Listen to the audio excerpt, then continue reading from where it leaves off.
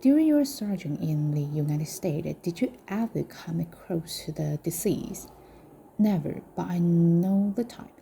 Oh yes, he snapped his finger expressively. It is very respectable, very well dressed, but underneath it is all wrong. Out of my experience, I should say he was the big crook. I give you my opinion for what it is worth. Your opinion is quite right, said Poirot dryly. Rachel was Cassidy, the kidnapper. What did I tell you? I have learned to be very acute, to read the face. It is necessary. Only in America do they teach you the proper way to say it. You remember the Armstrong case? I do not quite remember. The name, yes? It was a little girl, a baby, was it not? Yes, a very tragic affair. The Italian seemed the first person to demur to this view. Ah, well, these things, they happened, he said, philosophically. In a great civilization such as America, Poirot cut him short. Did you ever come across any members of the Armstrong family? No, I do not think so. It is difficult to say. I will give you some figures. Last year alone I sold. Monsieur, pray confirm yourself to the point. The Italian's hand flagged themselves out in a gesture of apology. 1,000 pardons. Tell me, if you please, your exact moments last night from dining hours. With pleasure. I stay here as long as I can. It is more amusing.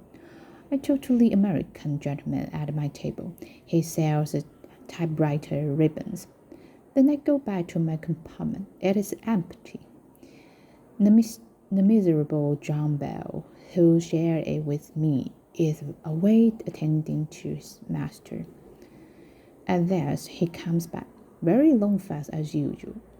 He will not talk, say yes and no. A miserable race. The English, not sympathetic. He sits in the corner, very stiff, reading a book. Then the conductor comes and makes our beds. Number 4 and 5, murmured Poirot. Exactly. The end of compartment. Mine is the upper berth. I get up there. I smoke and read. The little Englishman has, I think, the Tuesday. He gets out a little table of stuff that smells very strong. He lies in bed and there groans, presently asleep. Whenever I woke, I heard him groaning. Do you know if he left the carriage at all during the night? I do not think so. I should heard. The night from the corridor. One wakes up automatically. I thinking it is the customer examination at some frontier. Did he ever speak of his master? Ever express any animals against him? I tell you, he did not speak. He was not sympathetic. A fish. You smoke. You say a pipe? Cigarettes? Cigarettes only.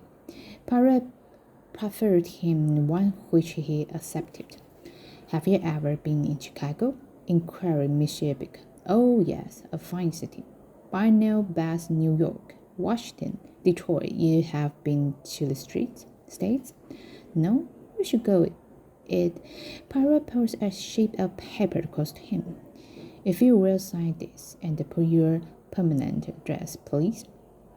The Italian wrote with a flourish. Then he rose. His smile was as engaging as ever. That is all. You do not require me further. Good day to you, monsieur. I wish we could get out of the snow.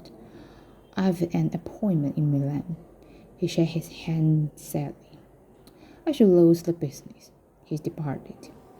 Poirot looked at his friend.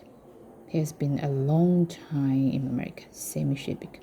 And he is Italian, and Italians use the knife. And they are great liars. I do not like Italians. Cassavert, said Poirot with a smile. Well, it may be that you are right, but I will point out to you, my friend, that there is absolutely no evidence against the man. And what about the philosopher, the psychology?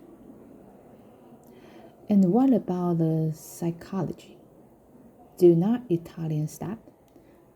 Surely, said Poirot, especially in the heat of a quarrel. But this is difficult kind of crime.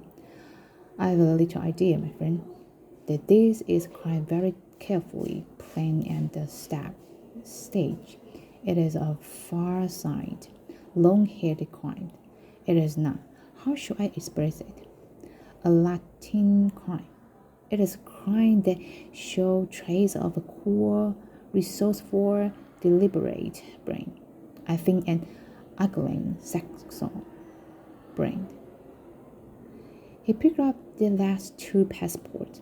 There's now, he said, seen Miss Mary Dependent.